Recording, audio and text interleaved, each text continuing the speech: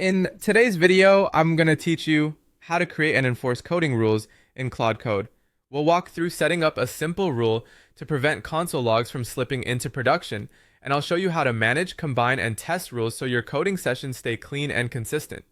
First, open Claude Code. You can launch it by typing either Claude or Claude Code, and you'll land in an interactive session. This is where you'll do all your coding and rule management. Next, access the Rules Manager by entering #rules. This opens the place where you can view existing rules, create new ones, and tweak anything you've already set up. It's a good habit to centralize standards here so they're easy to reuse. Create a new rule by running case create rule. You'll be prompted to fill out a few fields.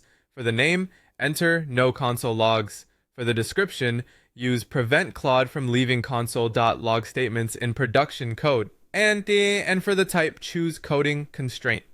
Keep names short and descriptive, so they're easy to recall when you're applying them later. Now define the rule prompt.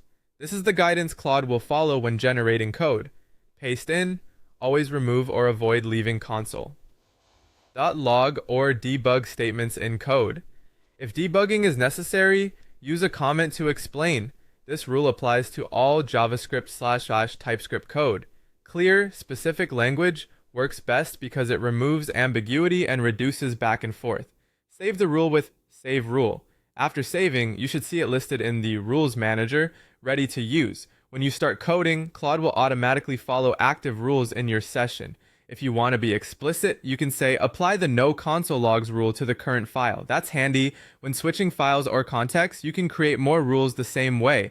For example, a strict types rule to always use TypeScript types and avoid any, a responsive UI rule to ensure mobile first, responsive components, a secure API rule to validate inputs and sanitize data, and a linted code rule to follow ESLint and prettier automatically.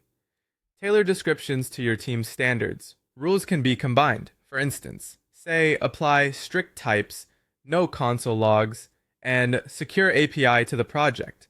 Claude will honor all of them during the session. Test enforcement by asking Claude to do something that violates a rule, like write a JavaScript file with a console.log in production code.